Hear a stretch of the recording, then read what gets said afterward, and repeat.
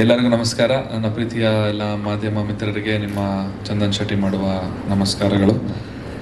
ಎಲ್ಲರ ಕಾಲಿಲಿದ್ದ ಕಾಲ. ನಾನು ನನ್ನ ಸಿನಿಮಾ ಕರಿಯರ್ ಸ್ಟಾರ್ಟ್ ಮಾಡಬೇಕು ಅಂದರೆ ಒಬ್ಬ ನಟನಾಗಿ ಎಲ್ಲರಿಗೂ ಇಂಟ್ರಡ್ಯೂಸ್ ಆಗಬೇಕು ಅಂತ ಅಂದ್ಕೊಂಡು ಸೆಲೆಕ್ಟ್ ಮಾಡಿದಂಥ ಮೊದಲನೇ ಕತೆ ಎಲ್ಲರ ಕಾಲಿಲಿದ್ದ ಕಾಲ. ಸುಜಯ್ ಶಾಸ್ತ್ರಿ ಅವರು ಅದರ ಹಿಂದೆ ಗುಬ್ಬಿ ಮೇಲೆ ಬ್ರಹ್ಮಾಸ್ತ್ರ ಅಂತ ಒಂದು ಸಿನಿಮಾ ಮಾಡಿದರು ರಾಜ್ ಬಿ ಶೆಟ್ಟಿ ಅವ್ರ ಜೊತೆ.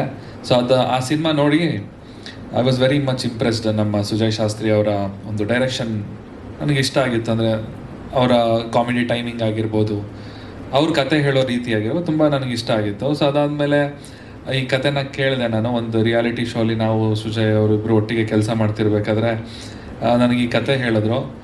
ಕತೆ ಹೇಳಿದಾಗ ನಂಗೆ ತುಂಬ ಖುಷಿ ಆಯಿತು. ಈ ಕತೆಯಿಂದ ನಾನು ಒಬ್ಬ ನಟನಾಗಿ ಗುರ್ತಿಸ್ಕೋಬೋದು ಅಂತ ಅನ್ನಿಸ್ತು. ಸೊ ಹಾಗಾಗಿ ಈ ಒಂದು ಪ್ರಾಜೆಕ್ಟನ್ನು ಮಾಡೋಕ್ಕೆ ಒಪ್ಕೊಂಡೆ. ಅದಾದಮೇಲೆ ಗೋವಿಂದರಾಜ್ ಸರ್ ಹತ್ರ ಮೀಟಿಂಗ್ ಆಯಿತು. ಸೊ ಅವ್ರಿಗೂ ಆಸೆ ಇತ್ತಂತೆ ನನ್ನ ಜೊತೆ ಒಂದು ಪ್ರಾಜೆಕ್ಟ್ ಮಾಡಬೇಕು, ಚಂದನ್ ಶೆಟ್ಟಿನ ಒಂದು ನಟನ ಹೀರೋ ಆಗಿ ನನ್ನ ಸಿನಿಮಾದಲ್ಲಿ ಹಾಕೋಬೇಕು ಅಂತ ಅವರು ಆಸೆ ಪಟ್ಟಿದ್ರಂತೆ. ಸೊ ಎಲ್ಲ ಕಾಲ ಕೂಡಿ ಬಂತು. ಸೊ ಆವಾಗ ಪ್ರಾಜೆಕ್ಟ್ ಸ್ಟಾರ್ಟ್ ಆಯಿತು. ಸ್ಟಾರ್ಟ್ ಆದಂಗೆ ತುಂಬ ಫಾಸ್ಟಾಗಿ ಮುಗಿಸಿದ್ವಿ ನಾವು. Actually within 2 months I guess ನಾವು ಎಲ್ಲ ಶೂಟಿಂಗ್ ಎಲ್ಲ ಮುಗಿಸಿ ಸಿನಿಮಾನೇ ರ್ಯಾಪ್ ಅಪ್ ಮಾಡಿಬಿಟ್ಟಿದ್ವಿ. ಸೊ ಅದಾದ ನಂತರ ಇಷ್ಟು ವರ್ಷಗಳ ಕಾಲ ಆಗೋಯ್ತು. ತುಂಬ ಕಷ್ಟಪಟ್ಟಿದ್ದಾರೆ ನಮ್ಮ ಡೈರೆಕ್ಟ್ರು. ಭಾಳ ತುಂಬ ಕಷ್ಟ ಅನುಭವಿಸಿದ್ದಾರೆ. ಒಂದು ತಾಯಿ ಮಗುಗೆ ಡೆಲಿವರಿ ಮಾಡೋಕ್ಕೆ 9 ತಿಂಗಳು ತೊಗೊತಾರೆ. ತುಂಬ ಕಷ್ಟಪಟ್ಟು ಇವರು ಪಾಪ ಅವ್ರ ಹೊಟ್ಟೆಲಿ 4 ವರ್ಷ ಇಟ್ಕೊಂಡು ಈ ಸಿನಿಮಾನ ಭಾಳ ತುಂಬ ಸಂಕಟ ಪಟ್ಟಿದ್ದಾರೆ.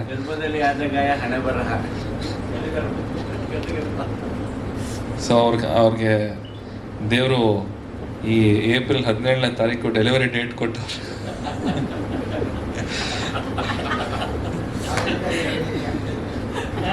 4 ವರ್ಷಗಳ ನಂತರ ಪಾಪ ತುಂಬ ನೋವುಪಟ್ಟು ಈ ಒಂದು ಸಿನಿಮಾನ ತೆರೆ ಮೇಲೆ ತರಲಿಕ್ಕೆ ಸಾಕಷ್ಟು ಕಷ್ಟಪಟ್ಟಿದ್ದಾರೆ. ಸೊ ಹಾಗಾಗಿ ದೇವರ ಆಶೀರ್ವಾದ ಮಾಡಲಿ, ಒಂದು ಮಗು ಪ್ರಪಂಚದಾದ್ಯಂತ ಹೆಸರು ಮಾಡಲಿ ಅಂತ ನನ್ನ ಕಡೆಯಿಂದ ಕೇಳ್ಕೊಳ್ತೀನಿ.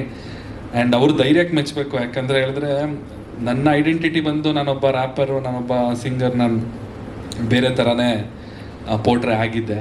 ಸೊ ಅವನ್ನ ಕರ್ಕೊಂಡು ಬಂದು ಸಿನಿಮಾದಲ್ಲಿ ಈ ಥರ ಒಂದು ಕ್ಯಾರೆಕ್ಟರ್ ಅಲ್ಲ, ಹಿಂದೆ ಪೋಸ್ಟರ್ ನೋಡಿದ್ರೆ ನನಗೆ ನಾನಾ ಇದು ಅಂತ ಒಂದ್ಸಲ ಯೋಚನೆ ಮಾಡ್ತೀನಿ. ಸಡನ್ನಾಗಿ ಗಾಬರಿ ಆಗುತ್ತೆ ನನಗೆ.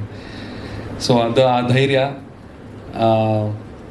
ಆ್ಯಂಡ್ ನಾನು ಅವರ ಡೈರೆಕ್ಷನಲ್ಲಿ ಚೆನ್ನಾಗಿ ಆ್ಯಕ್ಟ್ ಮಾಡಿದ್ದೀನಿ ಅಂತ ಭಾವಿಸಿದ್ದೀನಿ.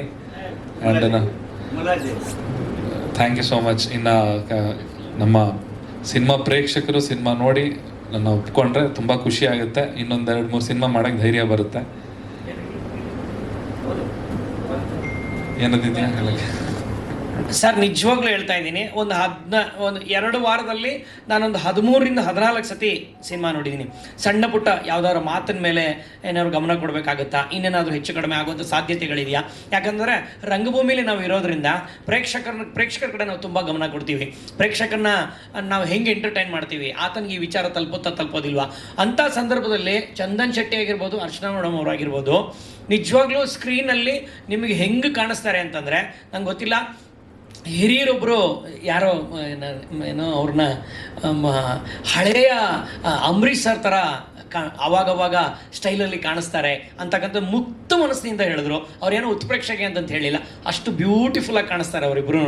ನೀವು ನಿಜವಾಗ್ಲೂ ಸಿನಿಮಾದಲ್ಲಿ ಒಂದಷ್ಟು ವಿಚಾರಗಳ ಮೇಲೆ ಅವ್ರು ಆ್ಯಕ್ಟಿಂಗ್ ಮಾಡಿದ್ದಾರೆ.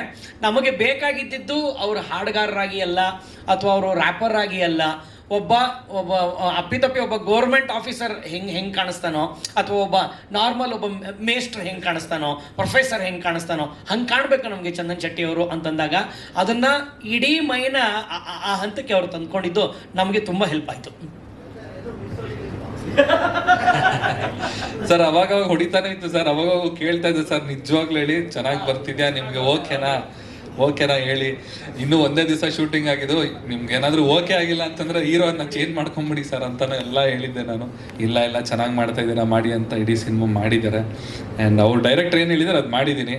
ಒಬ್ಬ ನಟ ಏನು ಅವ್ರ ತಲೆಗೆ ಸುಮ್ಮನೆ ಟಾರ್ಚರ್ ಕೊಡೋದು, ಇದು ಚೇಂಜ್ ಮಾಡಿ ಅದು ಚೇಂಜ್ ಮಾಡಿ ಏನೂ ಹೇಳಿಲ್ಲ ಸರ್. ನಾನು ಏನೂ ಹೇಳಿಲ್ಲ. ಆ ಡೈಲಾಗ್ ಚೇಂಜ್ ಮಾಡಿ, ಈ ಡೈಲಾಗ್ ಚೇಂಜ್ ಮಾಡಿ, ಅವ್ರು ಹೆಂಗೆ ಸ್ಕ್ರಿಪ್ಟ್ ಬರೆದಿದ್ದಾರೆ, ಅವ್ರು ಏನು ಡೈಲಾಗ್ ಬರೆದಿದ್ದಾರೆ ಸೇಮ್ ಟು ಸೇಮ್ ನಾನು ಹಂಗೆ ಪರ್ಫಾರ್ಮ್ ಮಾಡಿದ್ದೀನಿ. ಅವರು ಯಾವ ರೀತಿ ಹೇಳಿದ್ದಾರೆ ಹಂಗೆ ಮಾಡಿ. ಅವ್ರು ನನಗೆ ಮುಂಚೆನೇ ನನಗೆ ಹೇಳ್ಕೊಟ್ರು. ಯಾಕಂದರೆ ಆ್ಯಕ್ಟಿಂಗ್ ನನಗೆ ಹೊಸದು. ಒಬ್ಬ ಸಿಂಗರ್ ಆಗಿ, ಒಬ್ಬ ಪರ್ಫಾರ್ಮರ್ ಆಗಿ ಸ್ಟೇಜ್ ಮೇಲೆ ಆಗಿರ್ಬೋದು, ಇಲ್ಲ ಅಂತಂದರೆ ಕ್ಯಾಮ್ರಾ ಮುಂದೆ ಪರ್ಫಾರ್ಮ್ ಮಾಡ್ತಾ ಇದ್ದೆ. ಬಟ್ ನಟನೆ ಅನ್ನೋದು ಇಟ್ಸ್ ಅ ಡಿಫ್ರೆಂಟ್ ಥಿಂಗ್, ಅದೇ ಬೇರೆನೇ ಅದು ಅಂದರೆ ಗಾಡ್ ಲೆವೆಲ್ ಕಲೆ ಅದು. ದೇವರು ಅಂತ ನಂಬ್ತಾರೆ ಒಬ್ಬ ನಟನ್ನ ನಮ್ಮ ಇಂಡಿಯಾದಲ್ಲಿ, ದೇವ್ರಿಗೆ ಹೋಲಿಸ್ತಾರೆ. ಸೊ ಹಾಗಾಗಿ ಅಷ್ಟು ವ್ಯಾಲ್ಯೂ ಇದೆ ಅದಕ್ಕೆ.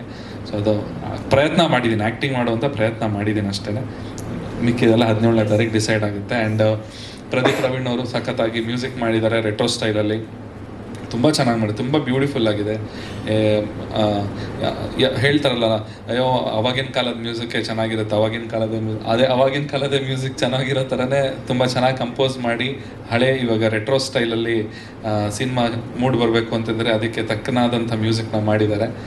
ತುಂಬ ಥ್ಯಾಂಕ್ಸ್ ನಿಮಗೆ. ಆ್ಯಂಡ್ ಅರ್ಚನಾ ಕೊಟ್ಗೆ ಅವರು ಕೂಡ, ಅವರು ತುಂಬ ಚೆನ್ನಾಗಿ ಆ್ಯಕ್ಟ್ ಮಾಡಿದ್ದಾರೆ ಸಿನಿಮಾದಲ್ಲಿ. ತುಂಬ ಚೆನ್ನಾಗಿದೆ ಸಿನಿಮಾ. ನನಗಂತೂ ಕತೆ ತುಂಬ ಇಷ್ಟ ಆಗಿ ಈ ಸಿನಿಮಾ ಮಾಡೋಕ್ಕೆ ಒಪ್ಕೊಂಡಿರೋದು.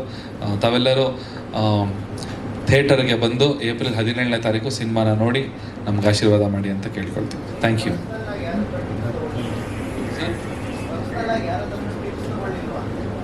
ಆ್ಯಕ್ಟಿಂಗಿಗೆ ಸರ್ ನನ್ನ ಡೈರೆಕ್ಟರ್ ಫ್ರೆಂಡ್ಸ್ಗಳ ಹತ್ರ ತೊಗೊಂಡೆ. ಅಂದರೆ ಆ್ಯಕ್ಟರ್ ಫ್ರೆಂಡ್ಸ್ ಹತ್ರ ಅಷ್ಟಾಗಿ ನಾನೇನು ಕೇಳೋಕ್ಕೆ ಹೋಗಿಲ್ಲ.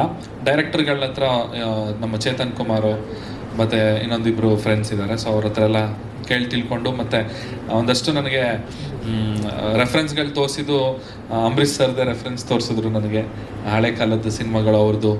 ಸೊ ಈ ರೀತಿ ಇರಬೇಕು, ನಿಮ್ಮ ವಾಕಿಂಗ್ ಸ್ಟೈಲ್ ಹಿಂಗಿರಬೇಕು, ನಿಮ್ಮ ಬಾಡಿ ಲ್ಯಾಂಗ್ವೇಜ್ ಹಿಂಗಿರ್ಬೇಕು, ಹಿಂಗೆ ಮೇಂಟೈನ್ ಮಾಡಬೇಕು ಅಂತ.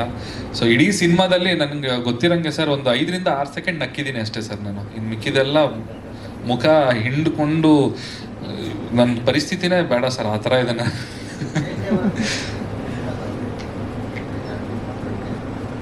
ಸರ್ ಆಲ್ಮೋಸ್ಟ್ ಆ ಟೈಮಲ್ಲಿ ಒಂದು ಸ್ವಲ್ಪ ವೆಯ್ಟ್ ಪುಟ್ ಆನ್ ಆಗಿದೆ, 80.